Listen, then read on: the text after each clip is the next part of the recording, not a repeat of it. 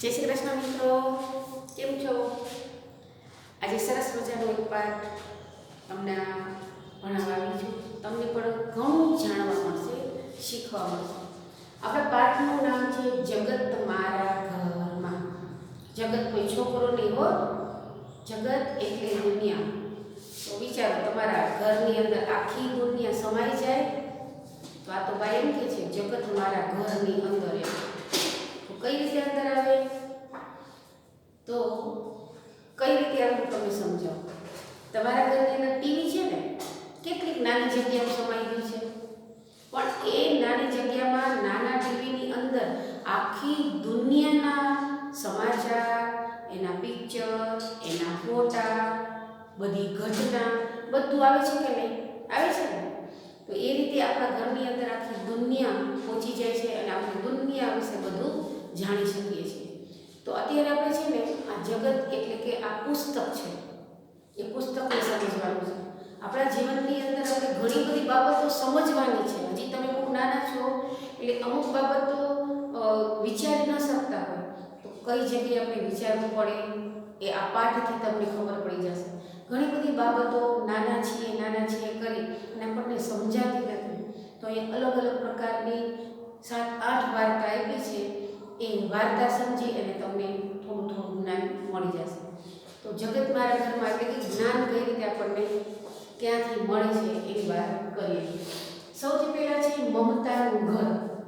મમતાના ઘરની અંદર ઝઘડા બહુ થાય છે. મારામારી, ફાઇટિંગ નહીં હો, મીઠા ઝઘડા કહેવાય એને. કઈ બાબતે ઝઘડા થાય છે? તો કે છે ટીવી જોવાની બાબતે ઝઘડા થાય. સમય એવો હોય કે એક સમયે આખા ઘરના બધા વ્યક્તિઓ આપણે ભેગા થઈ જાય.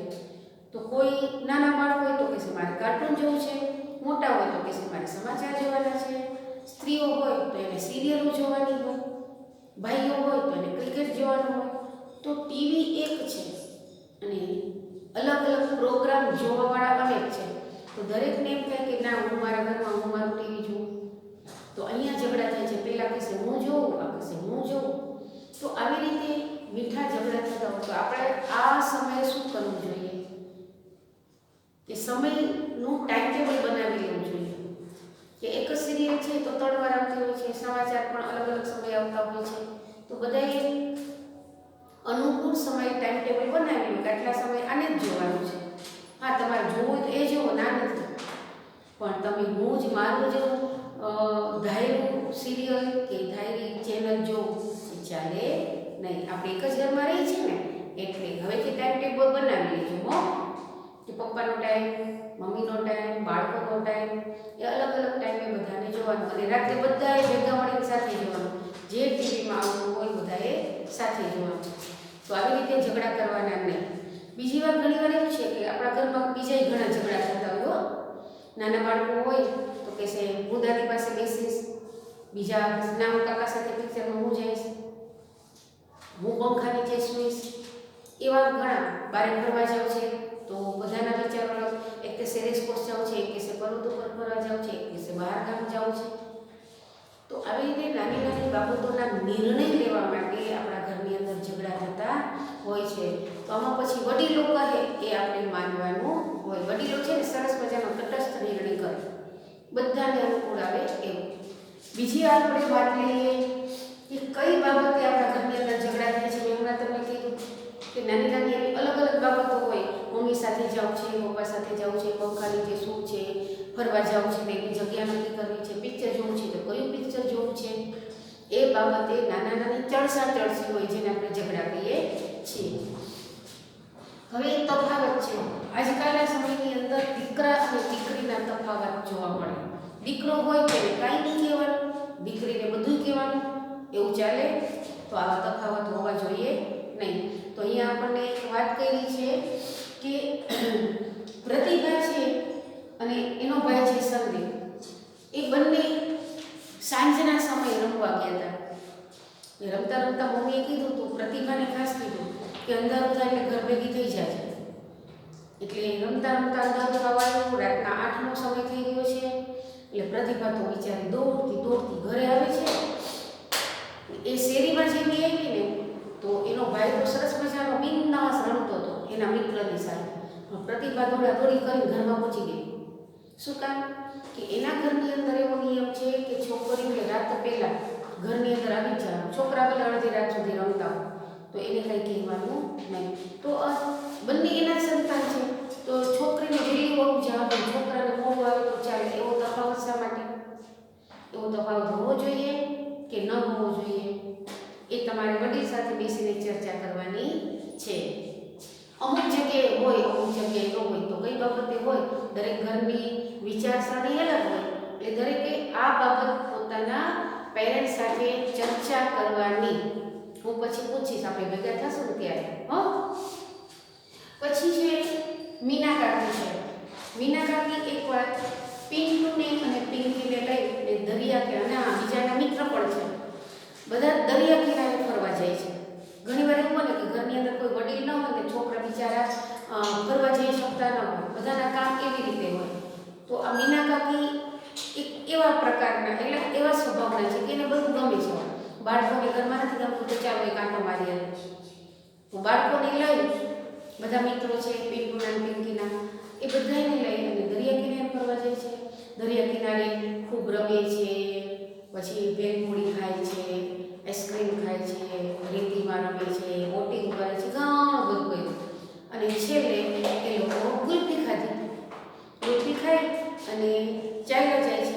મતલબ ગુલ્ફી ખાધી એટલે ગુલ્ફીવાળાએ કીધું પૈસા આપો, એટલે મીના કાકીએ પૈસા આપ્યા. પણ એ લોકોએ 7 ગુલ્ફી લીધી અને મીના કાકીએ જે પૈસા આપ્યા એમાં ગુલ્ફીવાળે 5 ગુલ્ફીના પૈસા લીધા. તો મીના કાકીના પૈસા વધ્યા. તો બાળકોને અંદરના મનમાં છે એ પૈસા વધી ગયા, આ ગુલ્ફીવાળા ભાઈ તો ભૂલી ગયા. પણ મીના કાકીએ કીધું એવું નહીં કરવાનું. ગુલ્ફીવાળાને 2 ગુલ્ફીના જે પૈસા ઓછા લીધા હતા એને આપી દીધા કે ભાઈ તે ભૂલ કરી છે, અમે 7 ગુલ્ફી ખાધી, તે 5ના જ પૈસા લીધા, એટલે બીજા વધારાના 2 ગુલ્ફીના પૈસા.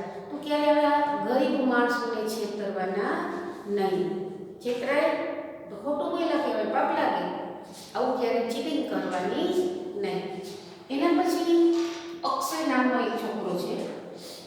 અક્ષયના ઘરની અંદર સંયુક્ત ફેમિલીમાં રહે છે, એને દાદી સાથે રહે છે. અને દાદી છે ને એ શિસ્તમાં ખૂબ માનવાવાળા છે અને ખાસ કરીને એ સ્વચ્છતાના આગ્રહી છે. ઘરની અંદર દરેક વસ્તુની જગ્યાએ હોવી જોઈએ, કચરો ન હોવો જોઈએ, નિયમિત સાફ સફાઈ થઈ જવી જોઈએ, ગંદા હાથે ઘરમાં નહીં આવવાનું, જમવા બેસતા પહેલાં હાથ ધોવાના, પાણીયાના પાસે હાથ ધોઈને જવાનું, એવું બધું આમ સ્વચ્છતા છે, બહુ જ સારી બાબત છે. તો એ અક્ષય એ રીતે ઘડાઈ ગયો છે, એને પણ હવે ચોખ્ખાઈ ગમે છે. અક્ષયનો એક મિત્ર છે અનિલ. એ અનિલ વારંવાર એના અક્ષયના ઘરે આવે છે અને બે ફ્રેન્ડ છે, દાદી પણ એને ઓળખે છે. એટલે વાતો કરતા હોય ત્યારે ઘણીવાર અનિલ કે વારંવાર લગો કે તો આજે મારા મમ્મીની તબિયત સારી નથી, આજે મારા દાદીની તબિયત સારી નથી, આજે મારી બેનની તબિયત સારી નથી, મારા પપ્પાના નથી. એટલે કોઈને કોઈ માંદું જોઈએ એના ઘરમાં. એટલે અક્ષયના દાદીને પસંદ નથી. શું કામ? કે અક્ષયના દાદી જાણે છે કે અનિલના ઘરની અંદર ચોખ્ખાઈ નથી, ગંદકી બહુ છે, સાફ સફાઈ કરવામાં આવતી નથી. અને જ્યાં ગંદકી હોય ને ત્યાં માંદગી આવે, રોગચાળો, બીમારી આવે. એટલે એ લોકોના ઘરના વારંવાર બધા બીમાર પડે છે. એટલે અક્ષયના દાદીએ અક્ષયને ચોખ્ખું કીધું કે તું એની સાથે રમ તો ભલે રમ, પણ તારે અનિલના ઘરે જવું હોય તો જા, પણ એના ઘરે કંઈ ખાવાનું નહીં અને કંઈ પીવાનું પણ નહીં. એને યાદ લીધું. એકવાર બને છે એવું કે અક્ષય અને અનિલ અને બીજા બધા ફ્રેન્ડો રમતા હતા, રમીને ખૂબ થાકી ગયા. એટલે અક્ષય અનિલના ઘરે જાય છે, ત્યાં થાક ખાય છે. અનિલના મમ્મીએ એને પાણી આપ્યું. જેવો અક્ષય પાણી લેવા ગયો ત્યારે એને દાદીની વાત યાદ આવી કે અનિલને ઘરે કંઈ ખાવું પીવું નહીં. શું કામ? ગંદકી છે, એ ગંદકીના કારણે એ લોકો બીમાર પડે છે. તો હું પણ બીમાર પડી જઈશ તો એવું વિચારે એને ત્યાં પાણી પીધું નહીં. તો અહીંયા આપણે એ જાણવા મળે છે કે આપણે સ્વચ્છતા રાખવી જોઈએ. કોઈ પણ જગ્યાએ હોય, ઘરમાં હોય, સ્કૂલમાં હોય કે અન્ય જગ્યાએ કોઈ પાર્ટીમાં ગયા હોય, તો સ્વચ્છતાના આગ્રહી રહેવું જોઈએ.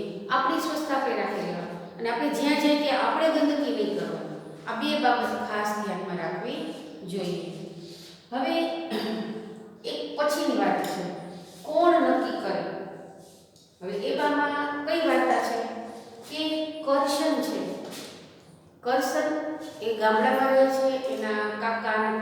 બધા સાથે રહે છે.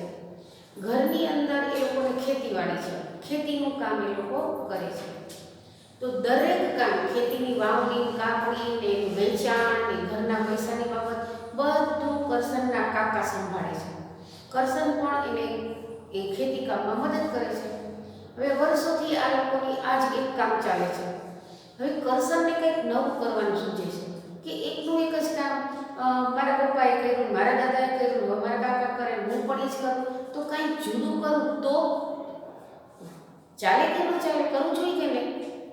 અમે 2-3 પેઢી પછી નવું કામ કંઈક ચાલુ કરીએ ને તો એ સારી બાબત ગણે. તો કરસને વિચાર કર્યો કે આખા ગામની અંદર છે ને અનાજ દળવાની ઘંટી નથી, લોકોને દૂર સુધી જવું પડે છે. એટલે એને એવું વિચાર્યું કે હું એક ઘંટી ચાલુ કરું તો. એને એના પપ્પાને વાત કરી કે આપણે ખેતી તો કરી છે, સાથે સાથે અનાજ ઉગે છે ને દળવાનું છે, અને એ દળવાનું કામ કરી અને પૈસા કમાશું. એના પપ્પાએ તો હા પાડી, પણ કરસનને બીક છે મારા કાકા હા પાડશે કે નહીં, તો તમારે શું હા છે કે ના, એને કરાય કે ન કરાય? કરાય ને, કે એક જ ખેતીની અંદર આવક આટલી જ થાય છે, હર વર્ષે થાય કે, પણ જો ઘંટી એ ચાલુ કરે તો કેટલી બધી કમાણી થાય. બીજું એ કે બીજો ઉદ્યોગ ચાલુ થઈ જાય. કઈ રીતે કે ઘંટી ચાલુ કરી દીધી, ગામના લોકો દળાવવા આવે છે, એને પોતાને પણ ખેતી છે, તો જેટલું અનાજ ઉગશે કદાચ એમાંથી અડધું વેચી નાખે, અડધો એને દળવામાં વાપરે ને, તો અનાજ દળવાનું, લોટ બને એના પેકિંગ કરો અને પછી વેચો. તો આજકાલ તો તૈયાર લોટનો બિઝનેસ ખૂબ ચાલે ને. તો કરસન ખૂબ કહીએ ને કે ઉદ્યોગની શરૂઆત કરે છે તો કરી શકાય, એમાં ના પડે નહીં. શરૂઆતમાં તકલીફ પડે, પણ જો એક ઉદ્યોગ જામી જાય છે તો ઘણા બધા પૈસા મળે. એના પછીની એક વાર્તા છે, મને પસંદ નથી. શું પસંદ નથી? અહીંયા બે બેનપણીની વાત છે. એક બેનપણી છે મીના અને એની બેનપણી છે રીતુ. બંને ખાસ બેનપણી છે. બંને બેનપણી એકવાર રમતી હતી. રમતા આવે કે હાલો આપણે ઘરે જઈએ. એટલે મીનાએ રીતુ કીધું ચાલ મારી ઘરે, હાથ પકડીને કીધું હાલ મારી ઘરે, આપણે બે ત્યાં રમશું. એટલે રીતુએ પહેલો પ્રશ્ન કર્યો, પહેલા ઊભી રહી, તારા કાકા ઘરે છે? કે હા. તો મારે નથી આવવું. તારા કાકા હોય તો તારી ઘરે નહીં આવું. તો કે કેમ? મારા કાકા સાથે તને શું તકલીફ છે? તો એ રીતુએ એને કીધું કે એના કાકા છે એ મીનાને એને કીધું, મીના તારી બેનપણી છે ને રીતુ, એને આપણી ઘરે રમવા લઈ આવજે, હું તમને બેને કેટલી ચોકલેટ આપીશ. એટલે મીના રીતુને લઈ આવતી હતી, પણ રીતુએ ચોખ્ખી ના પાડી કે તારા કાકા ઘરમાં હશે તો હું તારા ઘરે નહીં આવું. શા માટે નહીં આવે? તો કહેશે કે તારા કાકા છે ને વાતમાં મારો હાથ પકડી લે છે, એ મને જરાય ગમતો નથી. તું હાથ પકડ તો મને ગમે, પણ કોઈ છોકરો, કોઈ પુરુષ મારો હાથ પકડે તો મને ગમે નહીં. તો અહીંયા એ વાત છે. ને આ બાબત અત્યારે ખાસ સમજવા જેવી છે, ખાસ કરીને બહેનોએ, દીકરીઓએ, કે તમને આવું જ્યારે કંઈક અનુભવ થાય કે ના એ હાથ પકડવાની દ્રષ્ટિએ હાથ નથી પકડતા, પણ એનો ઈરાદો કંઈ અલગ દેખાતો હોય તો તરત મમ્મી પપ્પાને, ખાસ કરીને મમ્મીને પહેલાં જાણ કરી દેવાય. ઘણા એવી જગ્યાએ બનતું હોય છે કે જે આપણને ગમતું નથી પણ આપણે બોલતા નથી, મમ્મીને કહેતા નથી. કોઈ હાથ પકડી લેતું હોય, કોઈ પીઠ પંપાળતું હોય, કોઈ વારંવાર ગાલે તાપડી મારતું હોય, કોઈ માથે હાથ લગાવતા હોય, તો એ વારંવાર થતું હોય તો તરત મમ્મી કહી દે, અથવા ચોખ્ખું કહી દેવાનું, કોઈ મને ગમતું નથી. આવી રીતે સમાજની અંદર ઘણી ઘટનાઓ બનતી હોય છે.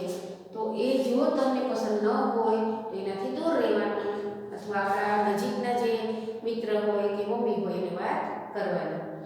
તો આવી રીતે આપણને કેટલી બધી વાત આ પાઠની અંદરથી જાણવા મળી, અલગ અલગ જ્ઞાન મળ્યું. અહીંયા જો ઘરની અંદર મીઠા ઝઘડા હોય તો શા માટે થાય છે, એનો ઉપાય શું કરવો જોઈએ, એના પછી દીકરા દીકરીની તફાવત આપણે જોયા. મીના કાકી દરિયા કિનારે ગયા તો ઈમાનદારીનો પાઠ આપણને ભણવા મળ્યો.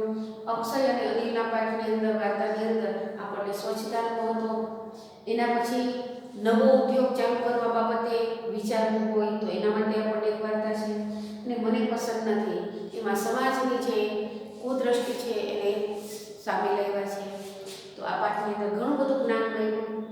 ગઈ મને તમને આમાંથી તમને લેસન આપું છું કે એ લેસન લેસનમાં તમારે પાઠ 21 એમસીક્યુ અને ખાલી જગ્યા લખવાની છે. ચલો અહીંયા પાઠ આપણે પૂરો કરીએ છીએ. જય શ્રી કૃષ્ણ.